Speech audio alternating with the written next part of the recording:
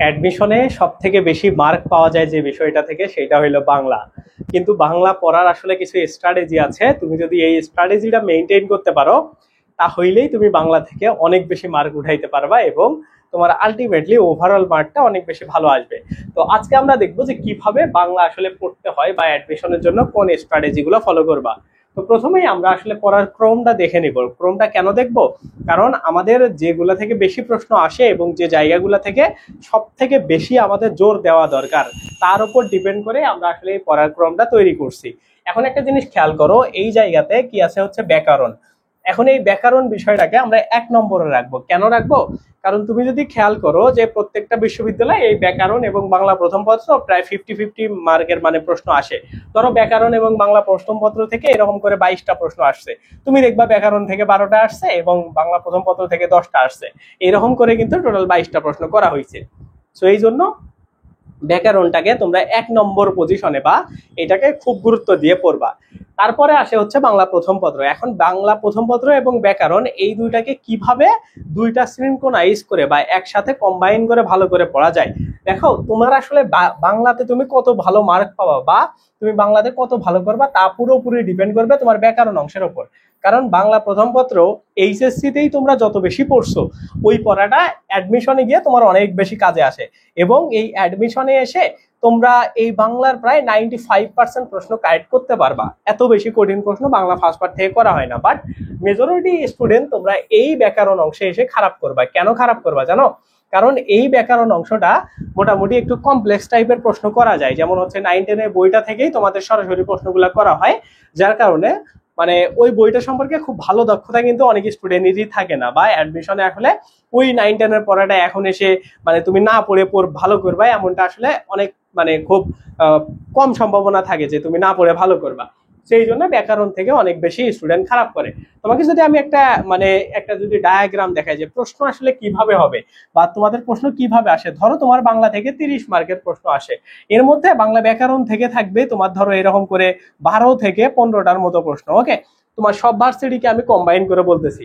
তারপরে বাংলা প্রথম পত্র থেকে ধরো তোমার প্রশ্ন থাকবে এরকম করে 8 থেকে 9টা। ওকে, আর এই জায়গা থেকে বিরোচন এবং সাহিত্য অংশ মেলায়া বাকি ধরো তোমাদের 6-7 বা 8 যেমন প্রশ্ন থাকুক না কেন সেইগুলা তোমাদের পরীক্ষার জন্য আসবে। তার মানে কি, দেখো এই যে ব্যাকরণ অংশ থেকে মানে বাংলা গ্রামেটিক্যাল যে অংশগুলো আছে, বাংলা ব্যাকরণিক যে বিষয়গুলো আছে, এইগুলা কিন্তু খুব ভালো করে মনোযোগ দিয়ে পড়তে হয়। এবং আরো একটা জিনিস যদি তোমরা খেয়াল করো, তোমরা কিন্তু বাংলা প্রথম পত্র অনেক ভালো পারো, বাট তোমাদের প্রবলেম হয় হচ্ছে এই যে বিরোচন অংশ থেকে। এখন এই বিরোচন অংশ থেকে কিভাবে ভালো করা যায় বা বিরোচন অংশের আসলে কি কি পড়তে হয়, তুমি দেখবা যে কোনো বিশ্ববিদ্যালয়ে ইংরেজি মেমোরাইজিং পার্টের মতো বাংলার যে বিরোচন অংশ আছে, হ্যাঁ, বাংলার যে বিরোচন অংশ আছে এইগুলো থেকে ব্যাপক পরিমাণে প্রশ্ন চলে আসে। এবং এই বিরোচনের প্রশ্নগুলো এমন যে তুমি যদি মুখস্থ থাকে বা তুমি যদি পড়ো তাইলে সরাসরি কমন পাবা, না হইলে তুমি কমন পাবা না। মানে ধরো যে কোনো একটা শব্দার্থ আসছে বা সমার্থক শব্দ আসছে অথবা এক কথায় প্রকাশ আসছে, ওটা যদি তোমার একমাত্র মুখস্থ থাকে তাহলেই তুমি পারবা, তাছাড়া কিন্তু তুমি পারবা না। সো এই জন্য তোমার পড়াশোনার মানে ব্যাপার স্যাপার গুলোতে এই জিনিসগুলো খুব গুরুত্ব দিতে হবে। তো তুমি যদি ওভারঅল চিন্তা ভাবনা করো, বাংলার জন্য দুইটা জিনিসকে সব থেকে বেশি ফোকাস করতে হয়, একটা বাংলা বিরোচন অংশ আর একটা হচ্ছে বাংলা ব্যাকরণ অংশ। আর বাকি অংশগুলো কেন বেশি ফোকাস করতে হয় না? বাংলা সাহিত্যাংশ থেকে তোমাদের অনেক বেশি প্রশ্ন আসে না, আর বাংলা প্রথম পত্র থেকে যে প্রশ্নগুলাই তোমাদের আসে ওইগুলা তোমরা নর্মালি পারো, বা ওইগুলা তোমরা নর্মালি অনেক বেশি সবাই মোটামুটি সবাই পারবা একই টাইপের প্রশ্ন। বাট তোমাদের মেরিট পজিশন আগাবে বা তুমি চান্স পাবা কিনা বা তোমার মার্ক বেশি হবে কিনা, এই দুইটা নির্ভর করবে বাংলা ব্যাকরণ এবং বিরোচন অংশ। এখন বাংলা ব্যাকরণ এবং বিরোচন কিভাবে পড়তে হয় বা তোমরা আসলে কোন স্ট্র্যাটেজি গুলা এই জায়গাতে ফলো করবা। দেখো বাংলা ব্যাকরণের জন্য তোমাকে অনেকে অনেক কথা বলবে যে প্রথমে তুমি সহায়ক বই বা গাইড বই যেগুলো আছে বাজারে সেগুলা ফলো করবো, বাট আমি বলবো যে না, এগুলা তুমি কখনোই করবা না। তোমার প্রথম কাজ হইলো আমাদের ইউটিউব চ্যানেলে যাওয়া। হ্যাঁ, এই যে ইউটিউব চ্যানেলে এসে এই যে 17 ঘন্টায় যে আমাদের ক্লাস আছে, 17 ঘন্টায় ব্যাকরণ শেষ, এই ক্লাসটাকে তুমি আগে করবা। তারপরে কি করবা, এই যে 6 ঘন্টায় বাংলা ব্যাকরণ শেষ এইটা ক্লাস করবা। এখন এই দুইটা ক্লাস করলে লাভ কি হবে? দেখো অলরেডি এইখানে 2,31,000, এইখানে হচ্ছে 1,51,000 স্টুডেন্ট এইগুলা করে ফেলছে। ওকে, এই যে এইখানে যে ক্লাসটা আছে এইটা হইলো ব্যাকরণের নতুন এবং পুরাতন, হ্যাঁ, ব্যাকরণের নতুন বই যেটা আছে মানে 2019 সাল থেকে শুরু করে 2024 সাল পর্যন্ত যে বইটা ছিল সেইটা। আর পুরনো বই বলতে আমাদের 2014 সালের এডিশন থেকে যেটা চালু হয়েছিল বা 2014-তে যেটা পাবলিশ হয়েছিল, 14 থেকে 19-এর আগের বইটা। তো এই নতুন এবং পুরাতন এই বইটার সংমিশ্রণে এই 70 ঘন্টার ক্লাসটা নেওয়া আছে। এবং এই জায়গাতে শুধুমাত্র যে পুরনো বইটা আছে, হ্যাঁ মানে সরি, শুধুমাত্র যে নতুন বইটা আছে ওইটার প্রত্যেকটা লাইনের ব্যাখ্যা এই ক্লাসটাতে আছে। তো তুমি যখন এই দুইটা টপিক করবা তখন দেখবা তোমার এই নতুন আর পুরাতন বইটা 100%, মানে নট 99%, 100% তোমার কাভার হয়ে যাবে। এখন যখন তোমার কাভার হয়ে যাবে, তারপরে তুমি এসে ওই সহায়ক বই বলো, তোমার কোচিং এর শিট বলো, সেই জিনিসগুলো তোমরা সুন্দর করে পড়বা। এই ক্লাসগুলো করতে তোমার 1 সপ্তাহ টাইম লাগবে না। তুমি জাস্ট 1 সপ্তাহ টাইম নিয়ে অ্যাডমিশনের শুরুতেই প্রথমে এই ক্লাসগুলো করে ফেলবা। করার পরে এসে তোমার যে সহায়ক বই আছে, সহায়ক বই বলতে কি বোঝাচ্ছে, যে বাজার থেকে তোমরা যেগুলা বই কেনো, ধরো জয়গলির বই কিনছো, অভিযাত্রী কিনছো বা অন্যান্য সিরিজের বই কিনছো, নো প্রবলেম।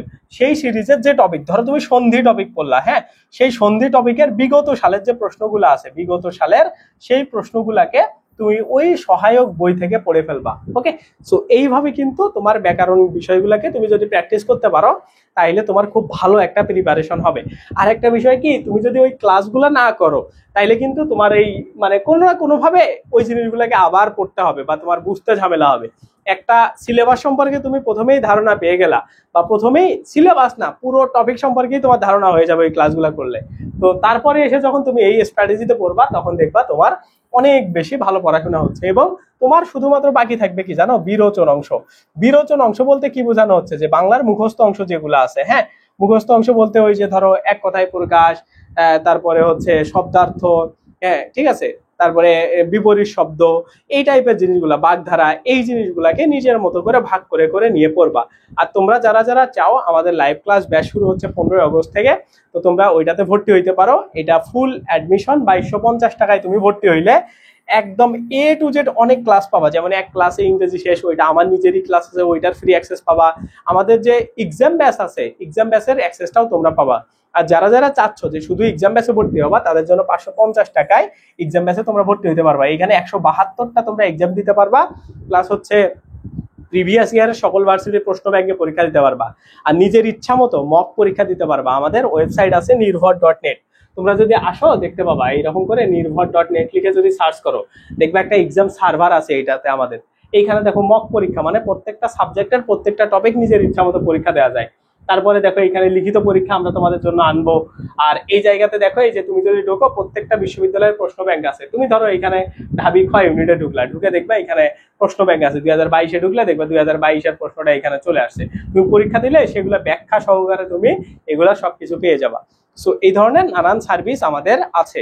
আর তোমরা যারা যারা চাও, এই ভিডিওর ডেসক্রিপশন থেকে কষ্ট করে আমাদের কোর্সের ফুল প্ল্যানটা দেখে নিও, তাইলে তোমরা সবকিছু বুঝতে পারবে। এবং আমরা তোমাদের জন্য একটা ফ্রি কোর্স রান করাচ্ছি। এটা হচ্ছে তোমাদের 30 দিনের একটা ফ্রি কোর্স, হ্যাঁ, 30 দিনের GK A to Z complete. তোমরা সবাই জানো যে আমার ব্যাকরণ যারা ক্লাস করছো তাদের ব্যাকরণে আর প্রবলেম নাই। এইখানে জিকের যদি তুমি 30 দিনে 15টা ওয়ান শট ক্লাস করো, তাহলে 240টা তোমার টপিক শেষ হয়ে যাবে, হ্যাঁ, এই বাংলাদেশ এবং আন্তর্জাতিক অংশ নিয়ে তোমার আর কোনো প্রবলেম থাকবে না। এবং ইংরেজিরও আমাদের একটা ফ্রি মানে কোর্স আছে, ওয়ান শট কোর্স আছে। তো এইগুলো যদি তুমি করতে পারো তাহলে দেখবা তোমার আর কোনো প্রবলেমই থাকবে না বাংলা ইংরেজি জিকে নিয়ে, এবং তোমার অ্যাডমিশন প্রিপারেশন খুব ভালো হবে। ওকে, সো বাংলাতে আর একটা বিষয় তোমরা মাথায় রাখবা, যে সাহিত্য অংশ পড়া নিয়ে, হ্যাঁ, অনেকে কনফিউশন থাকো। তো সাহিত্য অংশ সব বিশ্ববিদ্যালয়ে আসে না, একটা বা দুইটা প্রশ্ন আসে। সাহিত্য অংশে শুধু 3টা অংশ পড়বা, প্রাচীন যুগ, মধ্যযুগ আর আধুনিক যুগ, আর কোনো কিছু পড়ার দরকার নেই। এই 3টা পড়লেই বাংলা সাহিত্য কভার হয়ে যায়। আর এক্সট্রা জায়গা থেকে প্রশ্ন আসলে তেমন কেউই পারবে না, এই জন্য এটা নিয়ে তোমারও টেনশন করার কিছু নাই। ওকে, সো এই জিনিসটা মাথায় রাখো, তাইলে দেখবা তোমার এই বাংলা নিয়ে আর কোনো সমস্যা ইনশাল্লাহ থাকবে না, এবং তুমি বাংলাতে অনেক বেশি ভালো করবা। আর এগুলা হচ্ছে গুরুত্ব লিস্টটা আমি যেভাবে দিলাম ওইভাবেই তোমরা পড়ো। সব ভার্সিটির জন্য, ঢাবি থেকে শুরু করে যে কোনো বিশ্ববিদ্যালয়ের জন্য সেম স্টাইলে প্রশ্ন আসে। তোমরা যদি ঢাবির বিগত সালের প্রশ্নগুলো দেখবা এরকম করে 15, মানে তোমাদের তো 15টা প্রশ্ন থাকে এই বাংলা অংশ থেকে। দেখবা বাংলা অংশ থেকে তোমার কিভাবে প্রশ্নটা আসে, বাংলার 15 অংশ থেকে 15 নম্বরের জন্য কিভাবে আসে। ব্যাকরণ থেকে, তারপরে হচ্ছে ব্যাকরণ থেকে এরকম থাকে ধরো 4 থেকে 6টা প্রশ্ন।